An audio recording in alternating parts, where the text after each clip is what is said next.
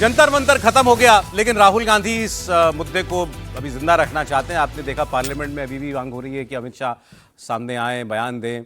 अच्छा, इसके अलावा राहुल गांधी ने अपना भी पूरा जोर इसमें लगा ही रखा था। वो गए भी थे, आपने देखा था प्रधानमंत्री आवास तक उन्होंने जाकर के पूरा प्रदर्शन भी किया था उनके निशाने पर। लेकिन अब मोदी जी तो रहते ही हैं, आरएसएस भी बराबर रहती है उनकी बातों में।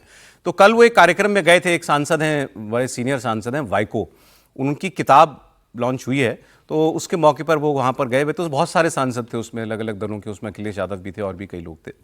वहाँ उन्होंने कई बातें कही आरएसएस को लेकर के और नरेंद्र मोदी को लेकर के। जैसे नरेंद्र मोदी पर उन्होंने कहा कि उन्होंने अभी जो लास्ट वीडियो बनाया जिसमें उन्होंने कहा कि जो बच्चे गाली गलौज कर रहे हैं, मैं चाहता हूं कि मैं इनको माफ़ करूं, समाज भी इसी दिशा में आगे बढ़े, आगे बढ़ते हैं इस बात से, बच्चों को दिशा दिखाने की ज़रूरत है। तो उन्होंने कहा कि बड़ी विचित्र परिस्थिति से देश गुजर रहा है, बच्चे सड़कों पर आंदोलन कर रहे हैं और प्रधानमंत्री कह रहे हैं मैं उनको माफ़ करता हूं। कौन होते हैं माफ़ करने वाले? माफ़ी तो उनको माननी चाहिए। फिर आरएसएस पर उन्होंने बड़ी लंबी चौड़ी बात की। उन्होंने कहा कि ये देश के लिए बड़ी हानिकारक सोच वाली संस्था है, विचारधारा है जो आरएसएस की है। फिर उनका वो जो पुराना एक व्याख्यान में जो हमेशा वो कहते हैं कि भारत के संविधान में लिखा है India is a union of states, तो भारत अलग अलग राज्यों का एक संघ है और हर राज्य की अलग संस्कृति, अलग सभ्यता, अलग खान पान, अलग भाषा, अलग वेशभूषा, सब कुछ है और हमें उसका सम्मान करना चाहिए। लेकिन यही आरएसएस नहीं करती। आरएसएस सबको एक रंग में डालना चाहती है और वो हम कभी होने नहीं देंगे। और आरएसएस इसीलिए इस देश के लिए सबसे बड़ा खतरा है। तो मैं आपको सुनाता हूं राहुल गांधी कल एक बार फिर से आरएसएस और नरेंद्र मोदी पर कैसे बरसे। We are going through a strange time in our country.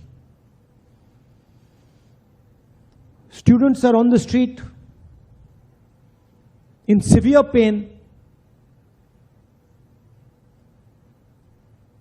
They don't have work. They're asking for fairness in exams. They're asking for an education system that works. And on the other side, we have the Prime Minister who is forgiving them. Who he is to forgive them, I don't know. Where he gets the idea that he has the right to forgive the future of India, I don't know. But that's what he chooses to do. And behind the thinking of the Prime Minister,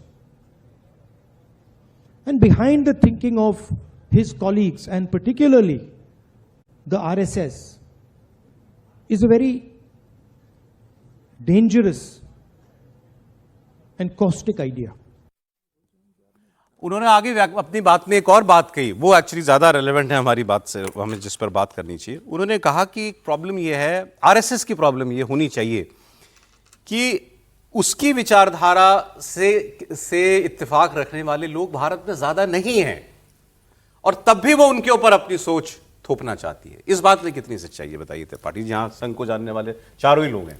देखिए सौरभ जी, सबसे पहले तो ये कि मुझे लगता है कि संघ को लेकर जिस तरह का विश्वमन, जिस तरह का जहरीला दुष्प्रचार पहले दिन से किया गया, बाकायदा जो नाथूराम गोडसे ने गांधी जी की हत्या की थी उसकी सुनवाई में बाकायदा है कि नाथूराम गोडसे के मन में वो अतिरेकी विचार आया, क्योंकि उसको लगा कि गांधी जी पूरी तरह से मुस्लिम परस्त हो रहे हैं, पाकिस्तान को सब कुछ दे देना चाहते हैं, हिंदुस्तान का हिंदुओं का हक मार रहे हैं। संघ कभी किसी ऐसी गतिविधि में शामिल नहीं रहा। और अगर ऐसे कहेंगे कि वो मान लीजिए संघ की शाखा में गया था या संघ से जुड़ा हुआ था या किसी से जुड़ा हुआ था, तो कांग्रेस से जुड़े हुए लोग क्या, कांग्रेस के पदाधिकारी, कांग्रेस के तो बड़े बड़े लोग किस किस मतलब ऐसे कुकर्मों में शामिल रहे कि उसकी फहरिस्त बड़ी लंबी है। नंबर 1। नंबर 2, ये राहुल गांधी के विचार की समस्या है ना भाई। उनको दिक्कत है कि वो इटली से देखते हैं, अमेरिका से देखते हैं, लंदन से देखते हैं, जहां जहां भी वो रहे, जहां जहां से उनके संपर्क हैं। भारत कोई यूनियन ऑफ स्टेट्स नहीं है। यूनियन ऑफ स्टेट्स चूंकि अंग्रेजी में 1919 में मेरे ख्याल से पहली बार वो डॉक्यूमेंट बना था, जब 1919 ही नजर जो पहला ब्रिटिशर्स ने बनाया था, तो उस वक्त वो सब शब्दावली आई जिसको आगे भारत के संविधान में डाल दिया गया। और ना सोचिए कितनी मूर्खतापूर्ण बात है कि इंडिया दैट इज भारत, दुनिया के किसी देश के नाम को लेकर ऐसे लिखा गया होगा। यह हमारी समस्या, हम किस दिन उससे उबर पाएंगे इस अंग्रेजियत से, अंग्रेजी से नहीं अंग्रेजियत से, यह चिंता की बात है। भारत हजारों वर्षों पुरानी सभ्यता है। आज जो पाकिस्तान, जो जब हम कहते हैं कि नालंदा और तक्षशिला, तो जब तक्षशिला की विरासत की बात करेंगे तो वो भी कहां जाएंगे? तो पाकिस्तानियों को कौन मिलेगा, मुसलमानों को कौन मिलेगा, इस्लाम को कौन मिलेगा? वही बात संघ कहता है। संघ तो ये कहता ही नहीं। और जरा सोचिए, ये कहते हैं कि अलग अलग क्या है, वेशभूषा है, भाषा है, वो सब है, तो राम तो यहां भी है, राम तो वहां भी है, राम तो इस तरफ भी है, राम पूरा पश्चिम उत्तर दक्षिण